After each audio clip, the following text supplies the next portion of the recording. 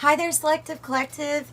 This is Kim here to have an interesting talk because I think this is going to be an interesting kind of reading. We're going to use the Oracle of Genetic Gifts for the reading part, but I want to share what I channeled in just a few minutes ago. It had me, okay, it started with the Eye in the Sky song. I am the eye in the sky. Dun-dun-dun. And then he goes, I can read your mind. And then he just keeps saying that.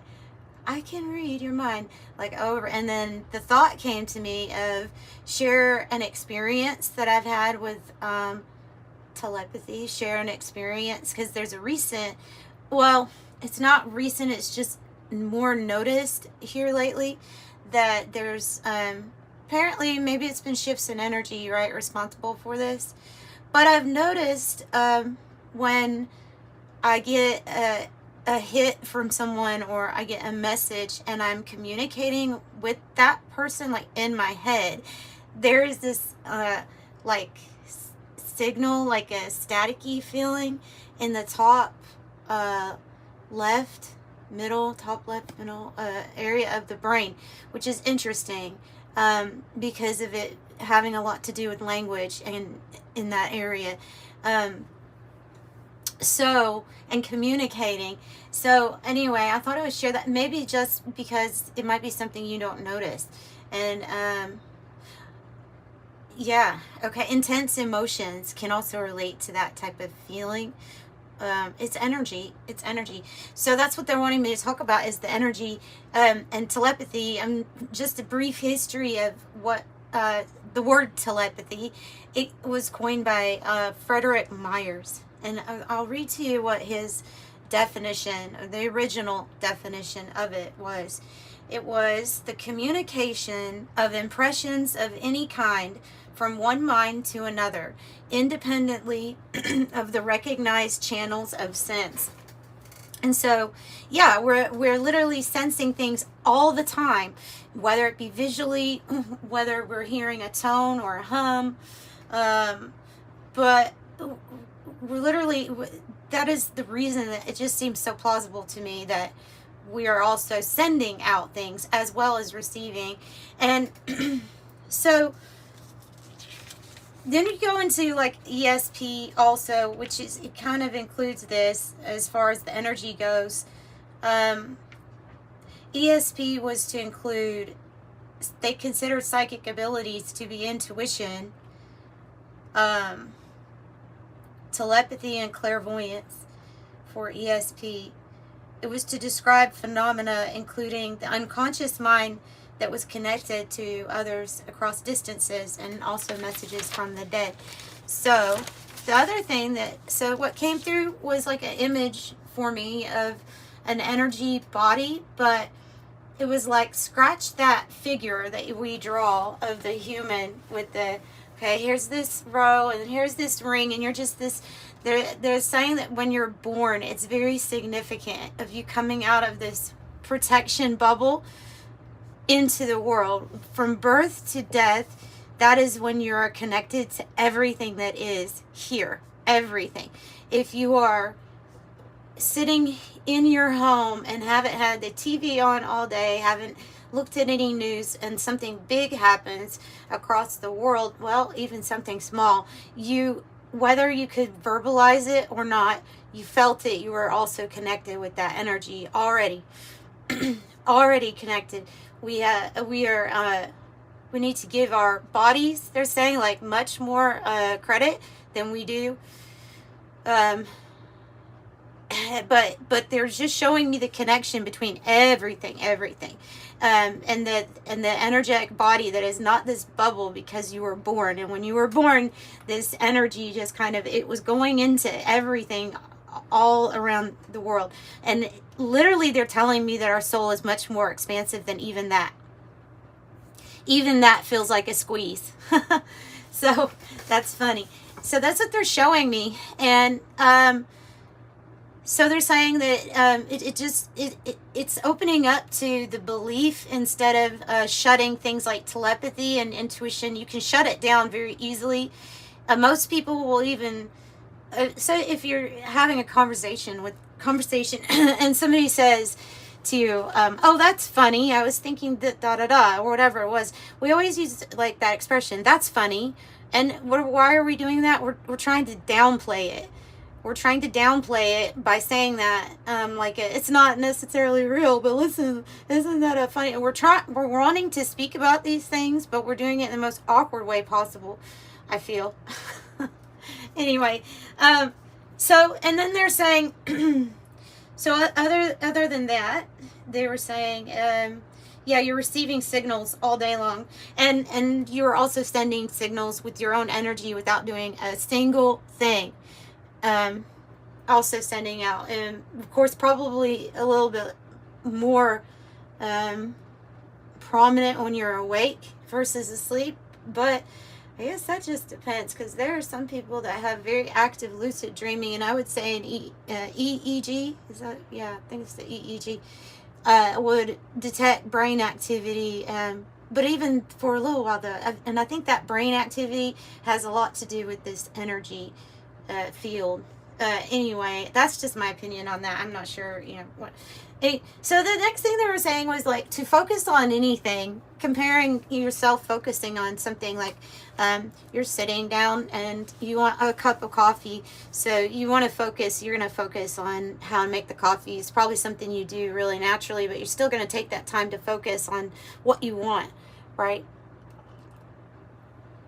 So if what you focus on physically draws to you, then what you focus on mentally just makes sense that it's going to be drawn to you also, such as communication from one mind to another. So it's going to be more, you're gonna know. I feel like the DNA connection between brothers and sisters and mothers and fathers and family, like that, that connection, I think that makes it very strong.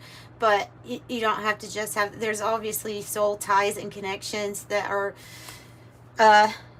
something I can't explain, because I mean there's no proof for me to be able to say. I can tell you what experiences people have had, but I've never had a download on it. It's exactly like this, you know. I've gotten many, I have many different theories on what it probably is like, but there seems to be a different type of connection with some people where it's a little bit stronger. But again, that probably has to do with your focus. And I don't know, there's all these sayings, you know, where two or more are gathered, maybe very metaphorical, where when two people are focused on the same thing, that creates this other kind of, it seems like magical energy, but I think it's just energy. I think we're these master manifester magicians here, and we're always like creating this stuff. We're creating energy, we're creating communication with others, we're creating how we want to feel, what things want, like what we want things to look like. Anyway, all the time. So that was that was really the messages there, was just to share that lots of you know, lots of psychologists actually have definitely studied into this. Carl Jung, Sigmund Freud. Oh, there's more, but those are some two big ones, right? Unexplained phenomenon. And something funny, because we're trying to downplay or belittle, or trying not so badly not to accept something that is probably very true and real and been happening for a very long time. Seems like the people that focus on their spirituality are probably going to like probably you're this group of people, people that are focusing inward, and so any kind of sense is going to be that you focus on, just like what happens in the physical. You're going to accomplish more. You're going to see more. You're going to develop those abilities with awareness and focus. Yeah, so get to developing your abilities. Awareness is, I feel like, the first step. Okay. Ascension number 11, master teacher number. It's ascension number 11, though, angel number on the bottom. It says access light-based technologies. Access light-based technologies. I have a 4, life path number 4 in particular, saying the builder, ruling planet Earth. Star attunements for high spiritual healing, activation, ascension, and life missions. Oh, it's like a star seed energy. 7. Wow, ascension number 7, your astral plane, your pineal gland is fully open. So your third eye is fully open. And it is not evil. Oh my gosh. Of course it's not. I've seen a few, why they show up on my feed, I don't know. People saying that it's evil. Good Lord. What's wrong with you? It's not evil. Okay, another one. Life path number 1, the pioneer, ruling planet, the sun. 2, ascension number 2, water, flood of mental emotion. Excuse me, flood of mental emotion. Chakra healer for clearing and balancing. Clearing and balancing, now that would be good. That would be a good idea.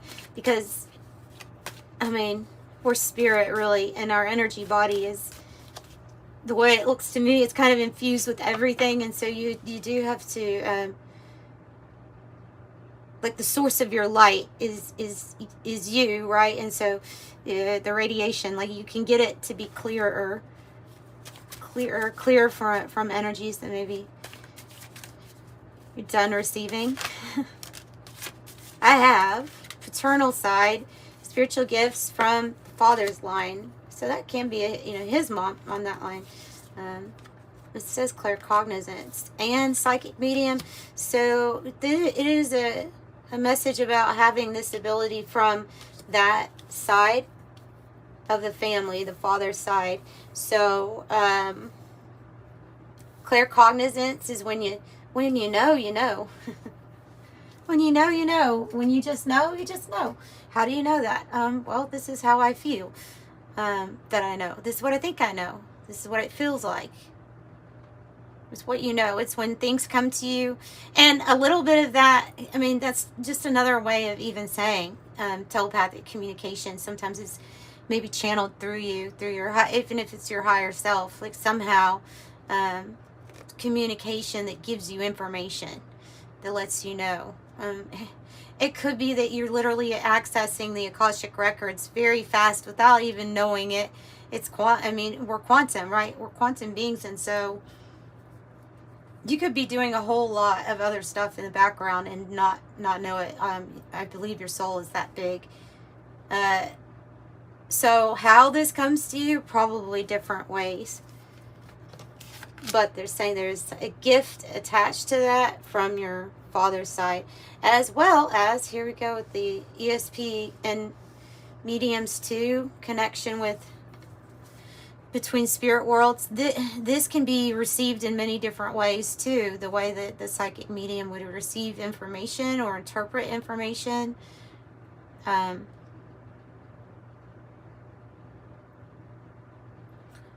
Yeah, okay, so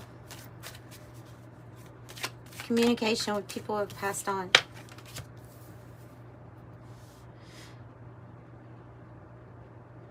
Numerologist, study of divine numbers.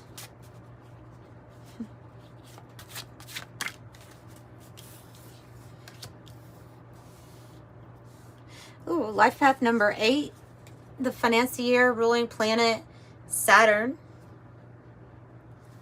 Ruling planet Saturn. You don't have to be those life paths. That might just be something that we're here to build, to lead the way, to pioneer or lead the way. Combining these, that will bring us good finances or wealth with regards to finances, financial health. So it's your mother or father's side, they're saying. I have the mother and the father here with these gifts or abilities. Spiritual gifts, it says. It's genetic.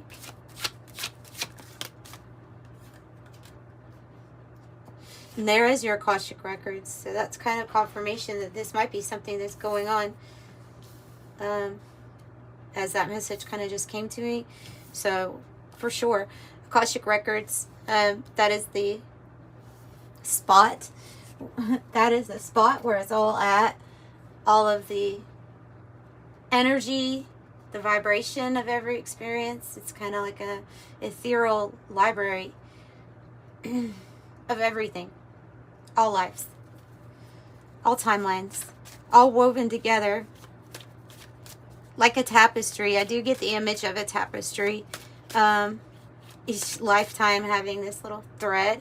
It's all part of it. It's all necessary for it to be created. The tapestry. Tapestry of life. Yeah.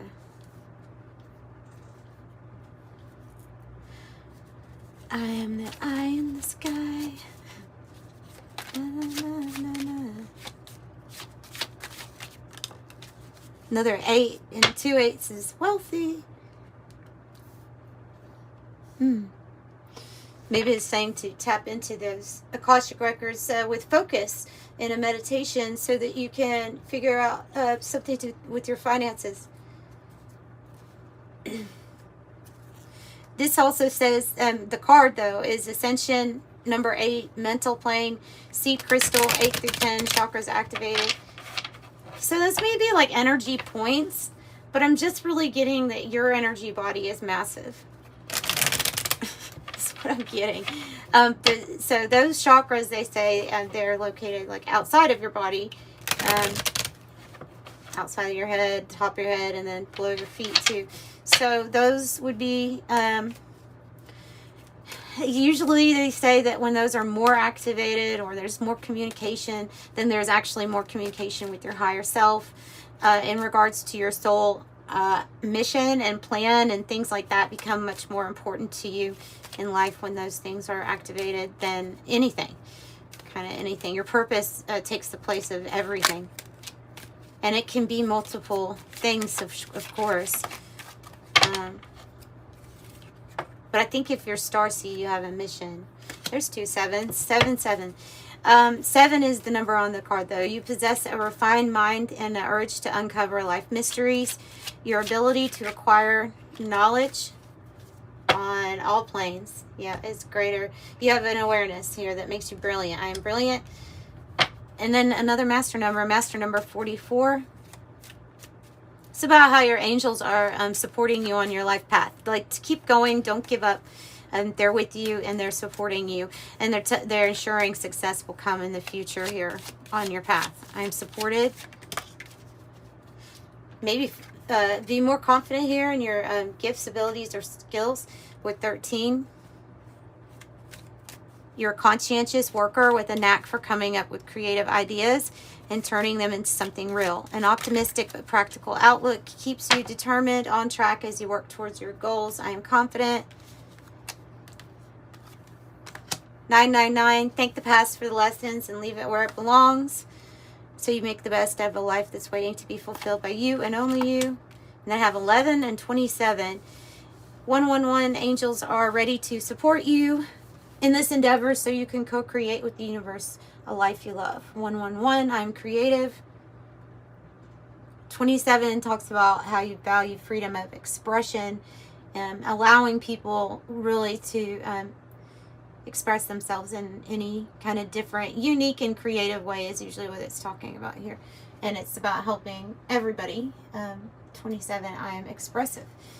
So that's what I have. Yeah, so sending you love and light. Thanks. Bye.